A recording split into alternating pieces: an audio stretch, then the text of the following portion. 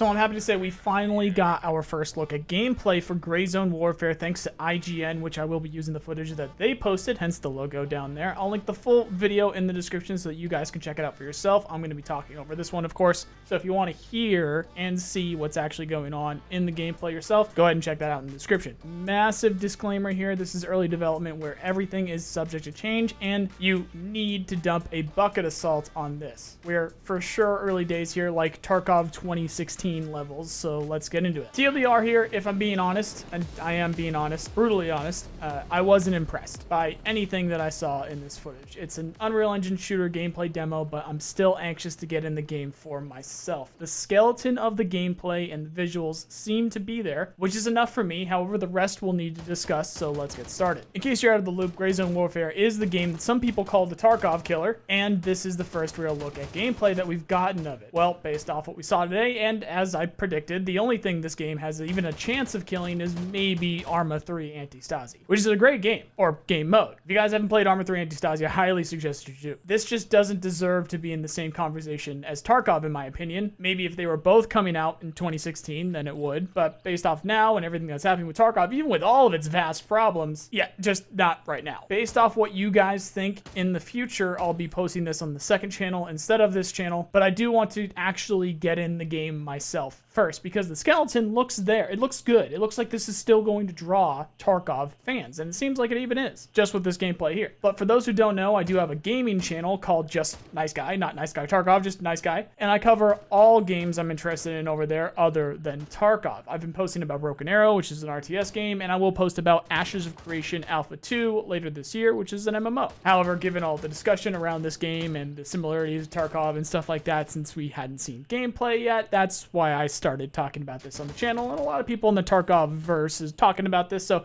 what do you guys think? Does this deserve to be on the Tarkov channel, or does this need to be on the second channel? Let me know what you guys think. Now, the reason why I'm not saying it immediately needs to go on the second channel is because I think it will still draw Tarkov fans, but it's still too early to tell. Grayzone is clearly several years away from a release date. We're talking 2016 Tarkov levels right now, and I'll need to actually get time in game for myself to think otherwise. This gameplay that we see here was completely scripted and choreographed PvE gameplay that showed some really cool features like the gunplay, inventory, and medical systems. Well, at least the bandage part of that medical system and some kind of IV, I think, which Tarkov fans will immediately feel familiar with, but is clearly quite different. Those who were worried about the detail of the medical system, unless there's going to be more advancement going on here, don't need to worry, at least yet, because these guys got shot a lot and you could barely even tell there was a problem with them. At one point, someone was shot in the head and they didn't even need to treat it or have any significant drawback from it happening. Clearly, it was a ricochet off the helmet because these guys are going to have some pretty advanced ballistics in this game. But still, dude got shot in the head and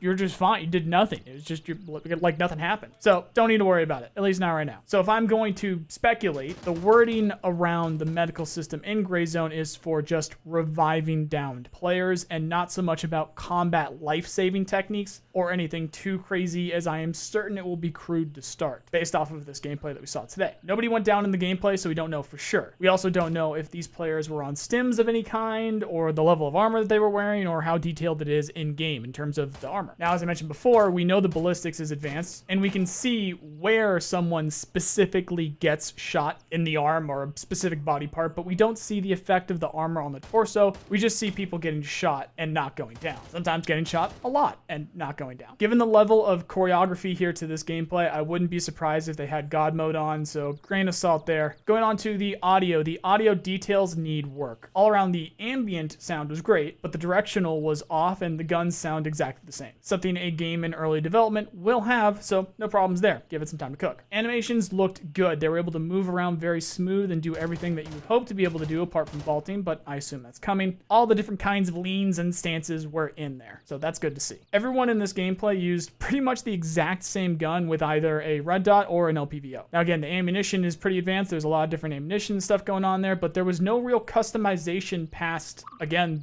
just the optics. I don't know if that was by design or not, but it looked extremely limited. The weapon variety itself will be limited, as I believe they said they were going to have just a handful, but to be honest, that's fine. Realistically, there's only 4 or 5 guns anyone ever really uses in Tarkov or Arma anyway. I don't see that as a problem. However, I would like to deck the gun out that I do have or that I can deck out, so I would hope to be able to do that, and it seems like you will. We just didn't see that in the gameplay, which is a little weird. Visually, the gunplay looked really immersive and cool, but let's be honest, all that blur and stuff is going to get removed in the settings by the time you get to your first mission, unless they force everybody to use it, which I doubt, and that's speculation. It's not even speculation. I just don't think I don't think they're going to do that. Not everybody's like BSG, where making people not be able to use reshade and stuff like that, although reshade's pretty cheaty, so I'll give them that. Actually, while on that subject, I will look at field of view. They do limit our field of view, so we'll see what they end up doing with settings and stuff like that here, because it does look like they're going for that immersive look with all the different kind of blurs and stuff. It does look really cool though, so yeah. Speaking of looks, the best takeaway from this was the environment. This looks really cool and it looks really good. It's going to be a fun challenge to play in, and I'm excited to go Rambo in the jungles. Visually speaking, the AI are going to be a menace. Anybody who's played to Noah or any jungle map in Arma, or hell, any wooded area in Tarkov, know how rough it can be to fight AI in the jungle. This game for sure doesn't look any different. The AI were complete pushovers though, and they clearly knew that they were there, as in the players knew that they were there, because they were like looking at the right angles, they weren't checking their corners, they weren't clearing properly. They knew where the AI were. Now, I don't know if that's because they knew where the spawns were, or if they knew literally where the guy was going to be standing. Either way, it wasn't real, so I can't get a good impression off of that. On the subject of AI, I was hoping that we'd see some cool differences to Tarkov or Arma, but unfortunately, I didn't see that at all. These were the exact same as Arma AI in my eyes. They waddled around in the distance and didn't really seem to stand much of a threat at all until they were just a complete Terminator, eating tons of shots or hitting random headshots from a distance and stuff like that. Again, anybody with any significant time in Arma or Tarkov will recognize this. So the AI need more time to cook, which at this stage of development is completely fine. However, the AI are a major draw for me for this game, and actually it doesn't even need to be for me. It's for the game in general. This is massively a majority PvE